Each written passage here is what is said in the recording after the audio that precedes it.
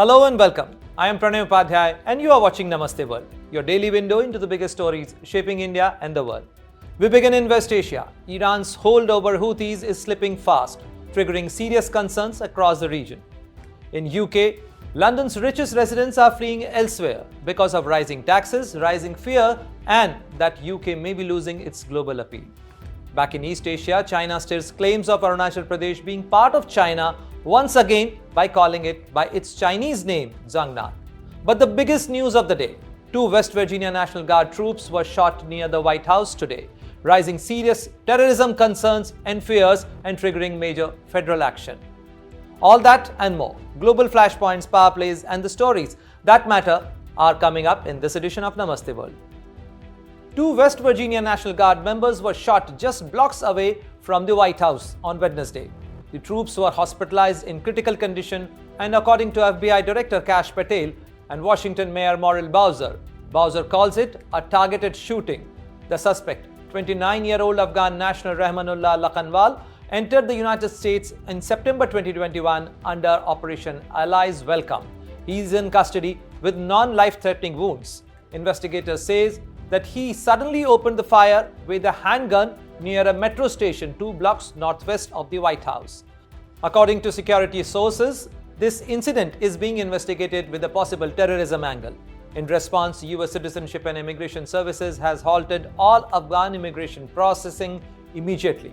President Donald Trump has deployed 500 more National Guards to Washington, calling the attack an act of evil, an act of hatred, and an act of terror.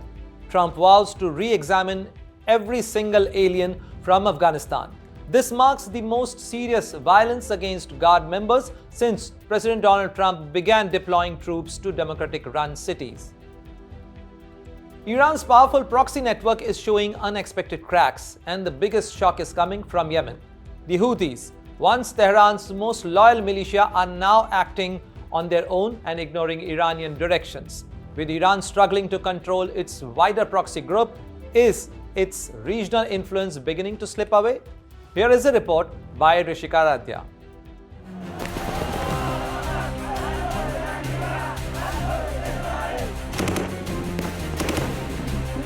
Iran's tight grip over its regional proxy machine is cracking, and nowhere is the fracture more dramatic than Yemen. Behind the scenes, senior Iranian officials now admit something unthinkable a year ago. The Houthis are no longer listening.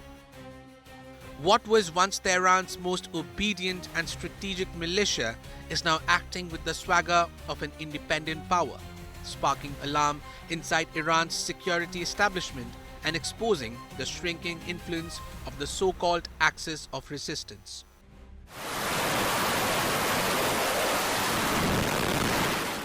The trouble began spiraling in April when the United States launched heavy strikes on Houthi positions and Iran didn't lift a finger in response. For the Houthis, the message was clear. Tehran would not risk a direct fight for them. For Tehran, the fallout has been harsh. Since the October 7 Hamas-led attack reshaped the region, Hezbollah has been battered. Hamas is isolated in Gaza, and the Houthis unexpectedly surged to become Iran's last major functional proxy. Losing control over them is not just inconvenient, it's humiliating.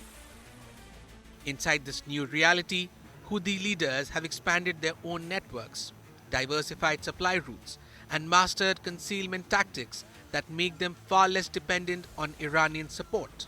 They're collecting taxes, rerouting aid, trafficking arms and drugs across Africa, and disrupting Red Sea shipping with drones and missiles hidden deep in Yemen's mountains.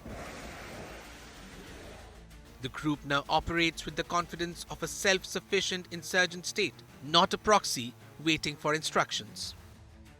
Alarmed, Iran deployed senior IRGC commander Abdul Reza Shailai back to Sana'a, a man Washington has a $15 million reward on, hoping he could restore discipline. But even IRGC advisors found the Houthis drifting strategically, distracted by internal rivalries and caught between ideology, local pressure, and regional chaos.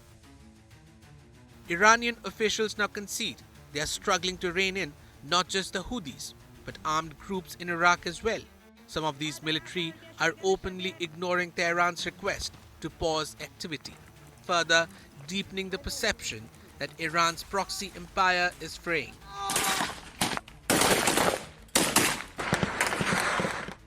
What unnerves Tehran most is the growing ideological independence of the Houthis.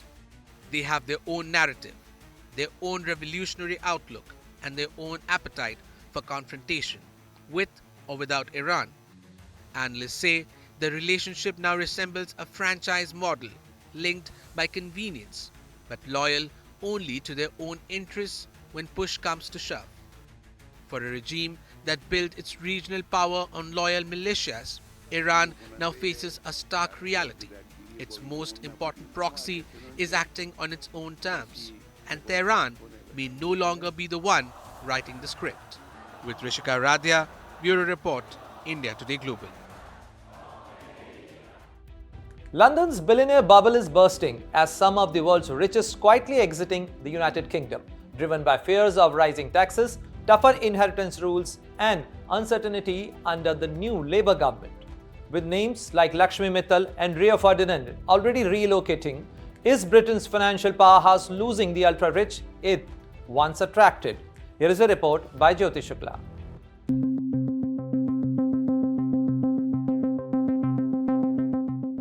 London's billionaire bubble is bursting, and the ultra-rich are quietly fleeing the UK in a way the country hasn't seen in decades. Why? Because the one thing they fear the most, taxes, may be about to hit them harder than ever. Indian-born steel tycoon Lakshmi Mittal is the latest name on that growing exit list. The ArcelorMittal chairman, worth over $21 billion, will now split his time between Switzerland and Dubai. And he's not alone. Tech founder Herman Narula, former England footballer Rio Ferdinand, Revolut co-founder Nick Storonowski, Egyptian billionaire Nassef Sawiris, and several others have recently changed their residency, citing one common concern: high taxes. So what exactly are they worried about? The UK has already raised capital gains tax, tightened entrepreneur relief, and made transferring family businesses more expensive. But the real trigger appears to be inheritance tax, which can apply to global assets depending on where you're domiciled. Many wealthy foreign residents simply can't understand why everything they own worldwide should fall under the UK's 40% inheritance tax. That fear, combined with talks of stricter rules, has pushed many to leave, and what's coming next has them even more anxious. Facing a massive £20 billion hole in national finances, the Labour government is considering new levies. A potential exit tax of up to 20% for entrepreneurs moving their wealth overseas, a mansion tax on expensive homes, and possibly higher taxes for the ultra-rich. Rachel Reeves has ruled out a standalone wealth tax, but her actions say something else. She's already scrapped the non-dom regime and cracked down on offshore trusts. For many high net worth individuals, the writing is on the wall. But can these taxes actually fix the UK's financial troubles? Some experts believe they can. A 2020 Wealth Tax Commission study estimated that a simple 1.12% annual wealth tax on assets above £10 million could raise £10 billion a year. Our public opinion is firmly on Reeves' side. Most Labour and Green voters believe taxing the rich will fix public services. Interestingly, even many millionaires agree. The group, Patriotic Millionaires UK, is openly demanding a 2% wealth tax on fortunes above £10 million. The big question is, will London lose its edge? For decades, the city's flexible tax regime, legal system, culture, schools and stability have made it irresistible for global billionaires. And many will still stay, especially those with deep roots, businesses or families. But for others, especially entrepreneurs and investors who can easily relocate, cities like Dublin and Dubai are becoming far more attractive. Dubai offers zero inheritance tax, while Ireland continues to cater generously to non-dom residents. The UK may be entering a new chapter, one where the world's richest are no longer sure if London is the right place to call home. With Jyoti Shukla, Bureau Report, India Today Global. China has reignited the Arunachal Pradesh dispute. Beijing once claimed it as southern Tibet, triggering a sharp protest from New Delhi. Chinese authorities detained an Indian woman at Shanghai airport simply because her passport listed Arunachal Pradesh as her birthplace. Is this a fresh sign of China returning to a hardline stance? Here is a report by Farhan Khan. China has once again reignited the Arunachal Pradesh dispute. This time over the detention of an Indian woman, Pema Wangjom Thongdok, at Shanghai airport. Her Indian passport listed Arunachal Pradesh as her birthplace. And that was enough for Chinese authorities to question her identity. The moment India lodged its protest, Beijing doubled down, repeating its old line that it has never recognized Arunachal Pradesh, which it calls South Tibet.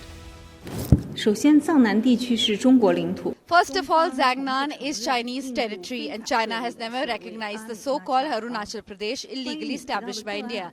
As for the individual case you mentioned, according to my understanding, during the handling of the process, China's border inspection authorities have always performed inspection procedures in accordance with laws and regulations, enforced the law impartially and civilly, fully protected legitimate rights and interests of persons involved.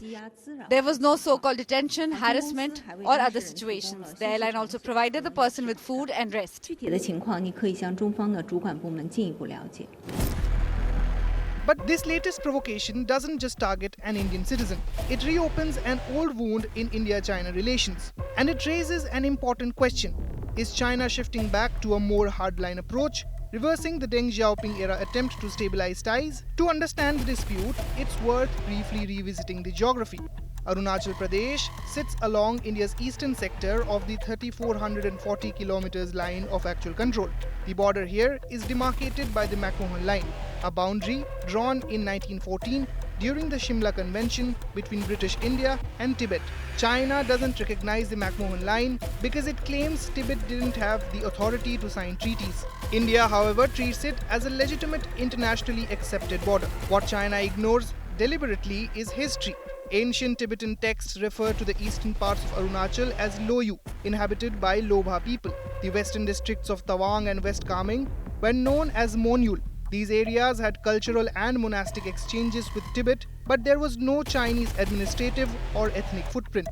No Han settlers, no Chinese governance, no imperial records showing Beijing's authority here.